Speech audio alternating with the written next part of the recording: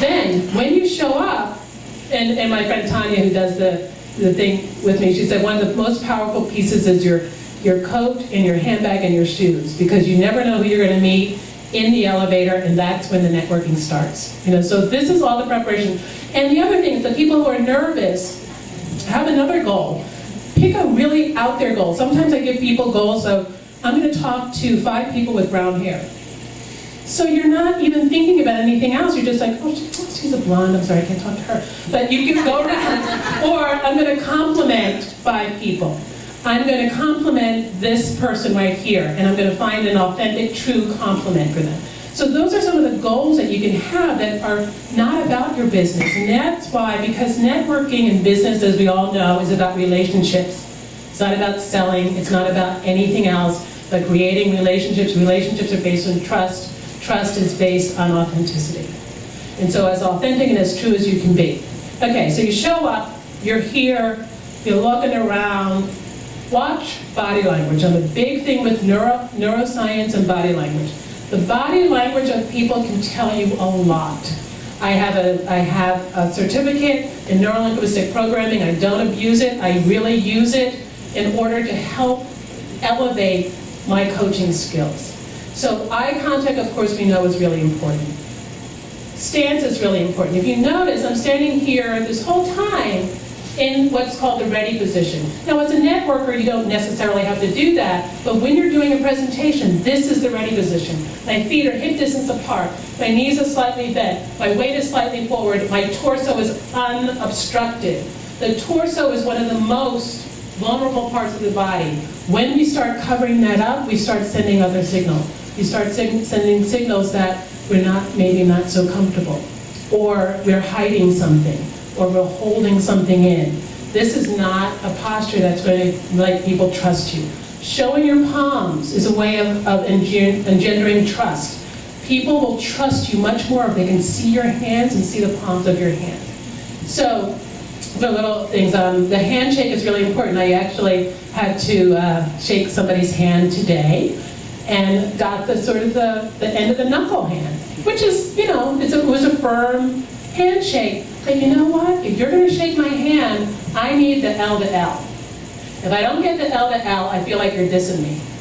I don't like being dissed, right? So go in there and do the L to L and shake somebody's hand firmly. Women and men as firmly as each other. The other thing is watch people's feet. At networking events especially, people's feet will tell you where they want to be. And what you can do when you're in a networking environment is that if you're walking with somebody, if you're walking in on somebody and they're talking to each other, and their feet are directed to each other, that's an indication that they're deep in a conversation and they probably will not let you in. However, if you're walking around and you watch people's feet and their one foot is slightly out, or both of the people talking have a slight out here, that means that they're open to interruption. So you can stand there. Now, you don't want to just go right in. Another way you can do, this is all in a video that I have on my website as well, is you start to mirror people. You mirror their body language. So everybody, they're standing like here talking, and then you could stand like there and talk. Or just stand like this and drink. What starts to happen, because we are tribal individuals, tribal animals, the tribe will then say, oh, there's one of us. It's like, it's one of us. Maybe we should let them in. Because you have mirrored them. Mirroring is a great way to build rapport, and rapport is what builds trust. So that's the other thing, and when you're talking to them, you can start to mirror them as well. You can mirror their vocal tone, you can mirror their gestures, you can mirror a lot of different things. Gesturing is one of the biggest things that's come up for me when I teach presentation skills. I love gesturing. I'm a big gesturer. Do I over-gesture? I'm not sure. But gesturing neurologically, and I just read this, I was so excited. When you gesture, the person listening gets to turn off a part of their brain that is listening, so that they have an easier time listening to you. So it's a really great thing that gesturing actually helps the person to listen to you. It also helps their retention. It helps their visual. So you really want to gesture. And when I say gesture, it's like, of course, authentic gesturing. Gesturing for the sake of gesturing is going to look really weird, because it's not connected to anything, but it's a gesture. So you really want to make sure that you gesture with authentic and honest and connected to what it is that you're saying. Okay, what else? Eye contact, handshake, blah, blah, blah. Any questions about physical? What is the most important? I have a question. Yes. I have a question. One of the trends that's been happening lately is there's not many more handshakes. I've noticed a lot of the fist bumps. Oh. Well, it's an interesting concept because you know why that works? Because then you don't have to worry about a germaphobe. That's the elbow. That's the elbow. Yeah, so it's like the fist bump is great. Oh, now that you mentioned elbow. Elbow is this is another little, just a body language tip that I'll throw out to you. Touching somebody on the elbow is a great way to show and to build rapport and to build trust. Now, why the elbow, I'm not sure, but they did some tests, some research, and what happens is that touch will build rapport.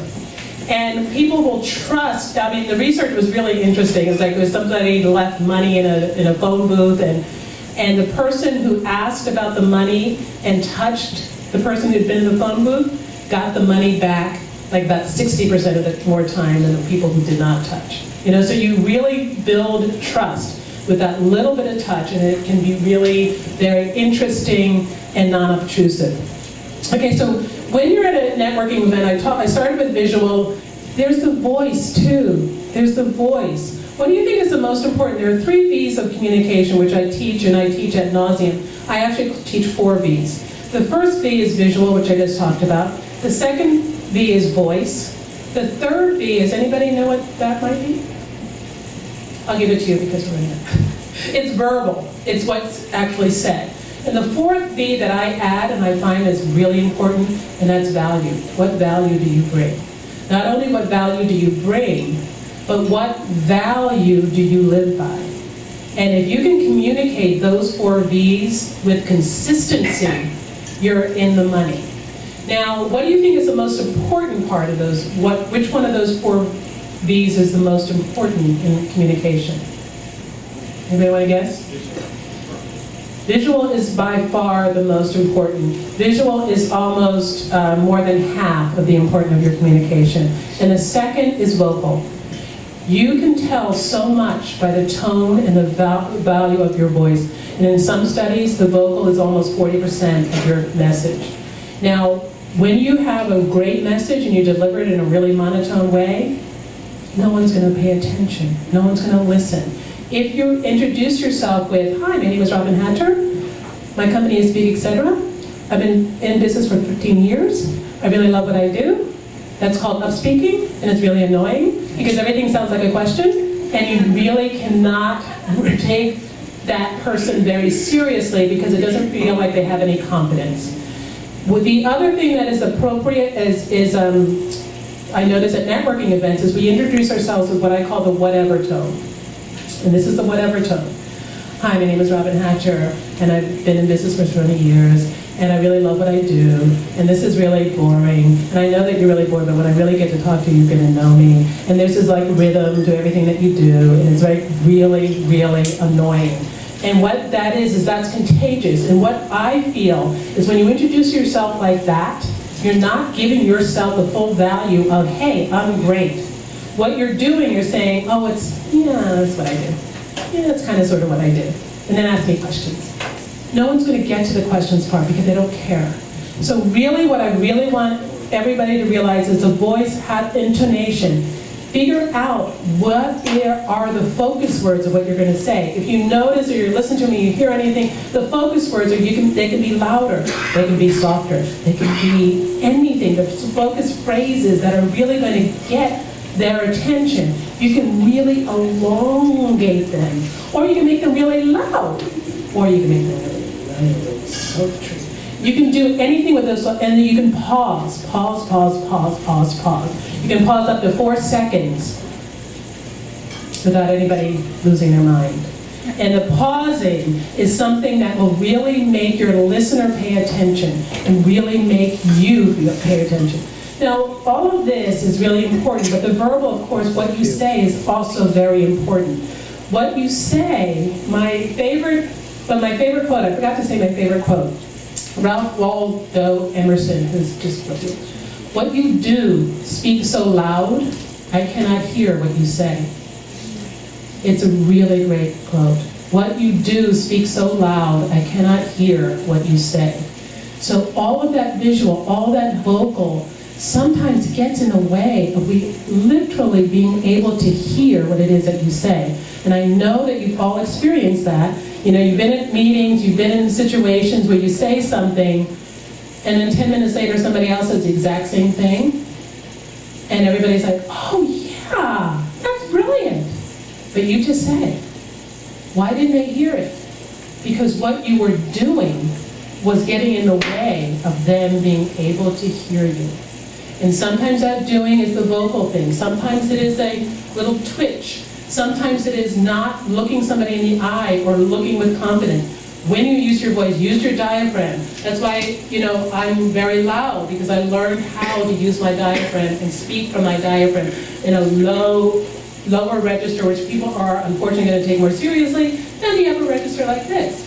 Now, this is my voice. This is my throat voice, which is fine. It's a fine voice, and this is what I yell at my son with. This is what I talk to my husband with. But if I am talking in front of a lot of people, I'm going to drop it down, and I'm going to add more resonance, and it's actually going to last me longer. I'm not going to get a sore throat.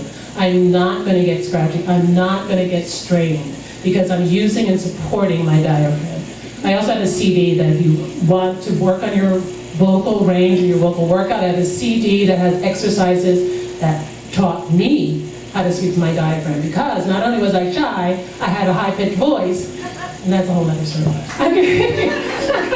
So my mother had another way of making fun of me for that. My mother is a lovely woman, she really is.